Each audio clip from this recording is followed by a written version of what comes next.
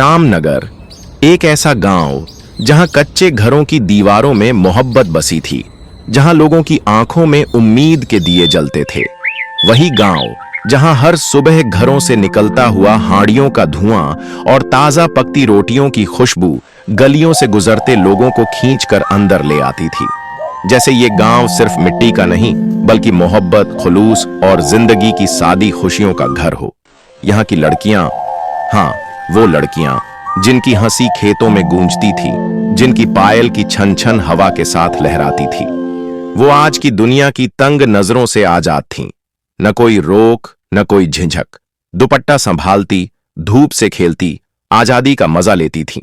मगर उसी श्यामनगर में एक ऐसा घर भी था जहां दीवारें ऊंची जरूर थीं, मगर अंदर की सांसें घुटती थीं, जहां खिड़कियों पर पर्दे तो थे, मगर दिल पर डर की जंजीरें। वो घर जहां खुशी दबे पांव चलती थी और खामोशी छत से लटकी रहती थी। उसी घर में रहती थी रानी। जैसे ही सुबह की पहली किरण खिड़की से झांकती, रानी की आंख खुल जाती। मिट्टी के आंगन में हल्की नमी, गीली जमीन की खुशबू और मुर्गों की बांग गांव की एक और व्यस्त सुबह का पैगाम देती। रानी चुपचाप अपनी चादर ठीक करती और बिना कोई आवाज किए रसोई में आ जाती। तांबे के बर्तनों की ठंडी सतह छूकर वो सबसे पहले चूल्हा जलाती। घास फूस से बनी मिट्टी की दीवारों के बीच धुआं नीचे से ऊपर उठता और धीरे धीरे कमरा धुंधला होने लगता। इसके बाद वो आंगन में जाती, जहां बांसु, उसका प्यारा सफेद बछड़ा, एक कोने में बंधा होता। बांसु की मां, जो सफेद और भूरे धब्बों वाली गाय थी, रानी को देखकर हल्के स्वर में रंभाती। रानी प्यार से उसके गले पर हाथ फेरती और लकड़ी की पुरानी चौकी पर बैठकर दूध दुहना शुरू कर देती। दूध के गिरने की आवाज और पक्षियों की चहचहाहट मिलकर जैसे कोई मधुर धुन बना देती। दूध के बाद वह गाय का गोबर समेटती। अपने छोटे हाथों में लोहे की खुरपी थामे वो आंगन के हर कोने से सफाई करती। फिर सारा गोबर खेत के किनारे फेंक आती, जहां गांव की बाकी औरतें भी रोज की यही मेहनत करती थीं। रानी की मां कई साल पहले बुखार की हालत में चल बसी थी। तब रानी सिर्फ 9 साल की थी। उसका पिता, जिसकी आंखों में अब भी अपनी बीवी की जुदाई का गम छिपा था, मजबूरी में रानी को अपने भाई के घर छोड़ गया। ताया जी तो हमेशा प्यार से पेश आते, लेकिन ताई, उनके दिल में रानी के लिए कोई नरम कोना नहीं था। ये मनहूस है, जैसे ही आई अपनी मां को खा गई। ये बात रानी के कानों में दिन में कई बार गूंजती। रानी चुप रहती, सब सहती। ताई के ताने, छोटी छोटी बातों पर मारपीट और पूरे दिन का घर का काम जैसे वो किसी की बेटी नहीं, एक नौकरानी हो। मगर रानी ने कभी शिकायत नहीं की, न ताया से न किसी और से। उसकी चुप्पी में एक अजीब सी ताकत थी, जैसे वो जानती हो कभी न कभी ये चुप्पी खुद बोल पड़ेगी। ताई के 4 बेटे थे, सब बड़े हो रहे थे।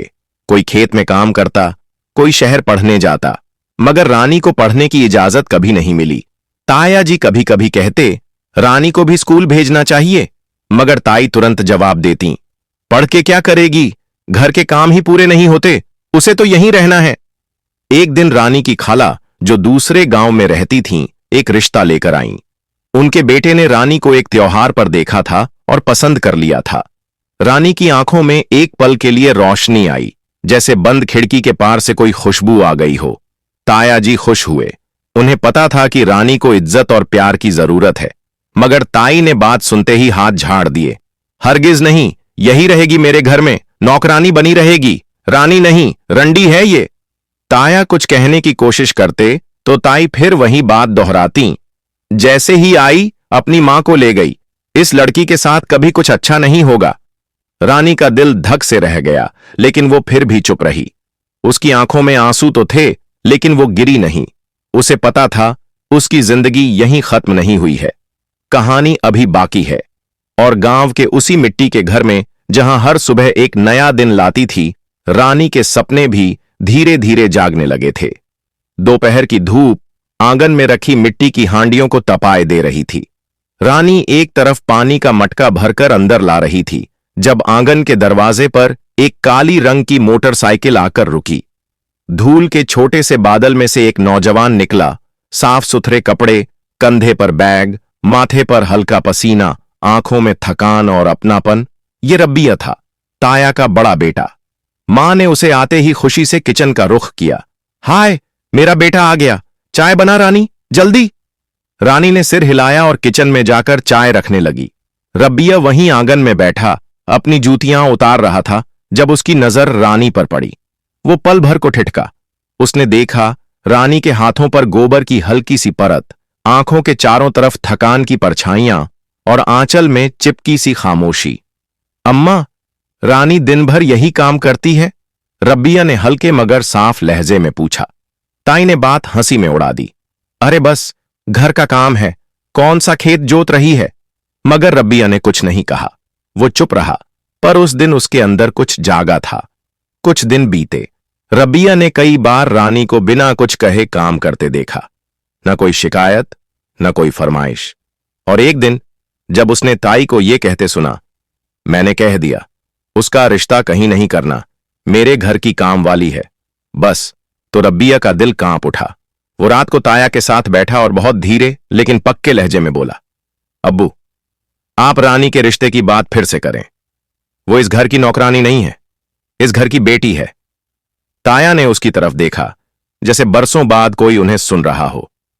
रब्बिया, तेरी मां नहीं मानेगी तो मत माने, लेकिन हम तो मानते हैं ना, रब्बिया ने मजबूत आवाज में कहा। और अब अगर आपने भी चुप्पी साधी तो रानी के साथ नाइंसाफी होगी अब्बू। ताया की आंखें भर आईं। वो बहुत दिनों से ये बात कहना चाहते थे, लेकिन ताई के डर ने जुबान को रोक रखा था। अगले दिन रब्बिया ने अपनी मां के सामने भी आवाज उठाई। अम्मा, अगर रानी की जगह आपकी बेटी होती तो क्या ऐसा ही सलूक करते? अगर रिश्ता आया है तो मना क्यों? ताई ने पहली बार बेटे को गुस्से में देखा और चुप हो गई। और उस दिन रानी ने छिपकर रसोई की खिड़की से रब्बिया की आवाज सुनी। उसकी आंखें हैरानी से भर गईं। शायद पहली बार किसी ने उसके लिए आवाज उठाई थी। शायद पहली बार किसी ने उसे बस एक काम वाली लड़की की जगह एक इंसान समझा था। रब्बिया का किरदार अब सिर्फ एक बेटा नहीं, इंसाफ की पहचान बन चुका था। रानी के दिल में पहली बार उम्मीद के हल्के हल्के बीज बो दिए गए थे। हिंदी, देवनागरी में अनुवाद दिन गुजरते गए। ताई अम्मा ने अपनी जिद में कोई कमी नहीं आने दी। रानी के रिश्ते को रोकने के लिए कभी छोटे मोटे बहाने बनाती, कभी रिश्तेदारों में उसे बुरा भला कहती, लेकिन रब्बिया और ताया ने हार नहीं मानी।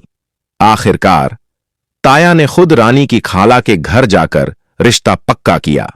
खाला और उनके शौहर खुशी से झूम उठे। वो रानी को हमेशा अपनी बेटी ही समझते थे और अब सच में वो उनकी बेटी बनने जा रही थी। सादगी से निकाह हुआ, न कोई धूम धड़ाका था, न साज बाजे, लेकिन रानी के चेहरे पर वो रोशनी थी जो शायद सोने चांदी से भी ज्यादा कीमती होती है। उसकी आंखों में आंसू थे, मगर दिल में सुकून। खाला के घर में रानी को इतना प्यार और इज्जत मिली कि गुजरे हुए सब दुख धुंधले हो गए।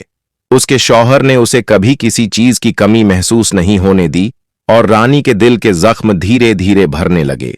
वक्त बीता, रानी मां बनी, एक प्यारे से बेटे की। उसने उसे अपनी गोद में लेकर वो सब प्यार दिया जो शायद उसे बचपन में कभी पूरा नहीं मिला था। एक दिन बरसों बाद रानी पहली बार अपने बेटे को लेकर उस आंगन में वापस आई जहां उसने अपना बचपन गंवाया था। वही मिट्टी, वही दीवारें, वही गलियां, मगर आज वो खुद बदल चुकी थी। हाथ में मोती जैसे कपड़ों का खूबसूरत सूट, माथे पर रोशनी, चेहरे पर सुकून और बाहों में अपना बच्चा। ताई अम्मा आंगन में बैठी थीं। नजर उठी तो जैसे वक्त थम गया। उनकी आंखों में जलन, जलसी और पछतावे की पूरी कहानी थी। वो सोच भी नहीं सकती थीं कि जिस लड़की को वो जूतियों में गिनती थीं, आज वो इस शान से आएगी। क्या हाल है ताई अम्मा? रानी ने धीरे से कहा, लहजे में वही सादगी, वही एहतराम जो कभी था ही नहीं। ताई ने जवाब नहीं दिया, बस रानी की साड़ी, उसका बच्चा, उसका निखरा चेहरा सब देखती रहीं। दिल में जलती आग की तपिश उनके चेहरे पर साफ दिखाई दे रही थी। लेकिन ताया जी और रब्बिया वो दिल से खुश थे। रानी को गले लगाया, उसके बेटे को प्यार दिया और घर के आंगन में हंसी की गूंज होने लगी। रानी की आंखों में नमी थी, पर वो खुशी की थी। उसने दिल ही दिल में अपने रब का शुक्र अदा किया। रानी जीत गई, ना दौलत से, ना घमंड से, बल्कि अपने सब्र, अपनी सच्चाई और अपनी खामोश दुआओं से। यही कहानी है मिट्टी की बेटी की, जो सब सहकर आखिरकार अपनी कहानी की रानी बन गई।